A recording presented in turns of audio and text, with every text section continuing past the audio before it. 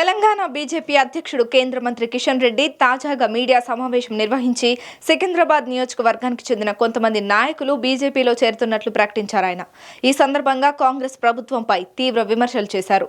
ప్రజలు కాంగ్రెస్ ప్రభుత్వాన్ని నమ్మడం లేదని, ఇచ్చిన హామీల విషయంలో కాంగ్రెస్ నిర్లక్ష్యం వహిస్తోందన్నారు. మాజీ సీఎం కేసీఆర్, ప్రస్తుత సీఎం రేవంత్ రెడ్డి ఇద్దరు కలిసి రాష్ట్రాన్ని దోచేస్తున్నారని ఘాటు వ్యాఖ్యలు చేశారు కిషన్ రెడ్డి. నరేంద్ర మోడీ గారి నాయకత్వంలో కరోనా లాంటి మహమ్మారి వచ్చినప్పటికీ, ప్రపంచమంతా ఆర్థిక సంక్షోభం వచ్చినప్పటికీ, ప్రపంచ అనేక దేశాలలో యుద్ధాలు జరుగుతున్నప్పటికీ ఏ ఒక్కటి కూడా సమస్య ఉత్పన్నం కాకుండా ఈ దేశంలో ఆర్థిక వ్యవస్థను గాడిన పెట్టి ముందుకు తీసుకెళ్తున్నటువంటి నాయకుడు నరేంద్ర మోడీ గారిని సందర్భంగా మనం వస్తుంది. రేపు తెలంగాణ కూడా ఆ దిశలోనే ముందుకెళ్లాలంటే తెలంగాణలో కూడా డబుల్ ఇంజన్ సర్కార్ రావాలి, తెలంగాణలో కూడా బీజేపీ ప్రభుత్వం రావాలి.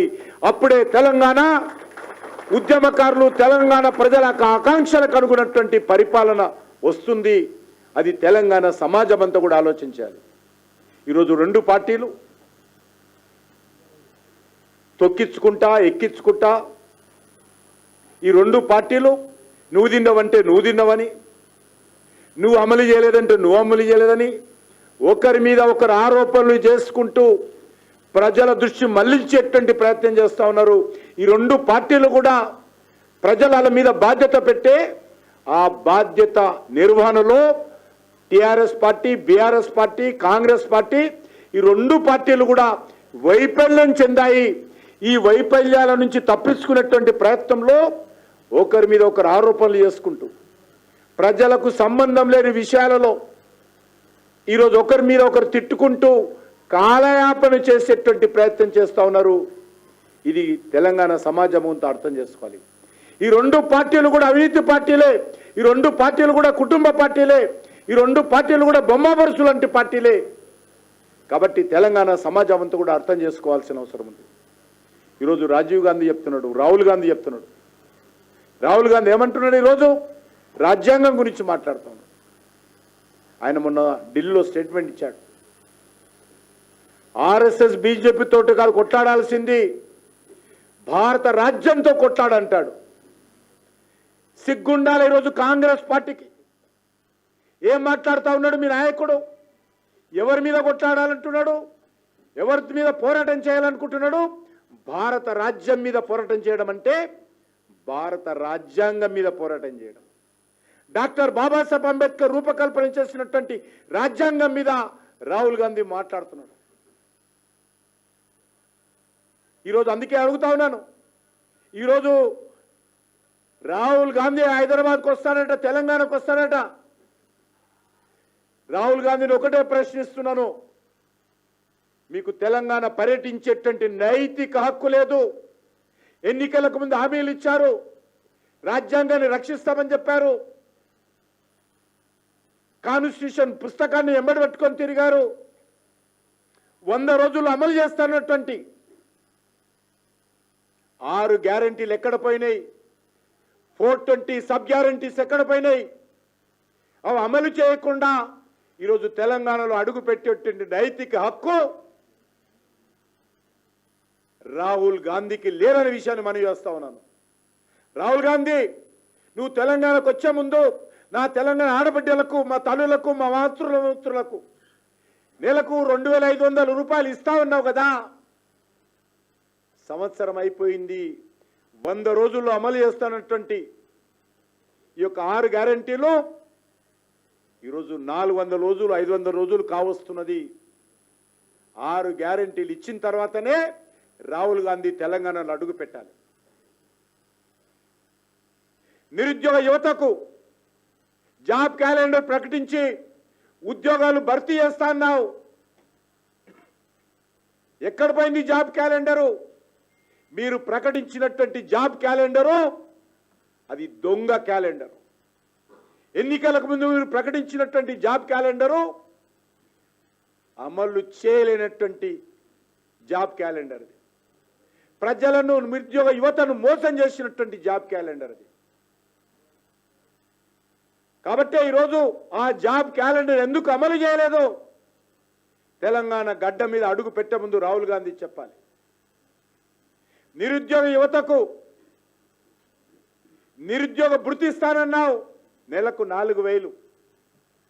ఉద్యోగులు అనేటువంటి అమ్మాయిలకు అబ్బాయిలకు అందరికీ 4,000 రూపాయలు ఇస్తానన్నాడు రాహుల్ గాంధీ, సోనియా గాంధీ,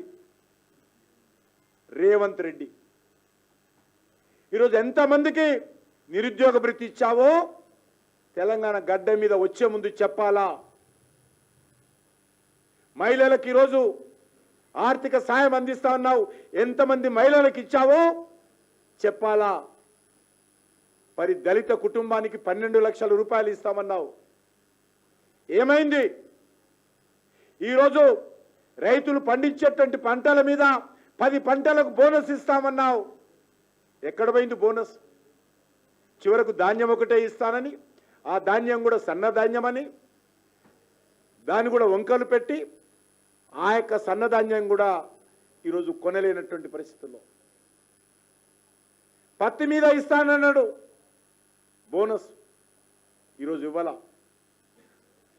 ఇచ్చినటువంటి హామీలు అమలు చేయకుండా ఈరోజు రాజ్యాంగం పేరుతో పచ్చి అబద్ధాలు మాట్లాడుతూ పచ్చి విష ప్రచారం చేస్తూ ఈరోజు రాహుల్ గాంధీ కాంగ్రెస్ పార్టీ రాజకీయాలు చేస్తా ఉన్నది.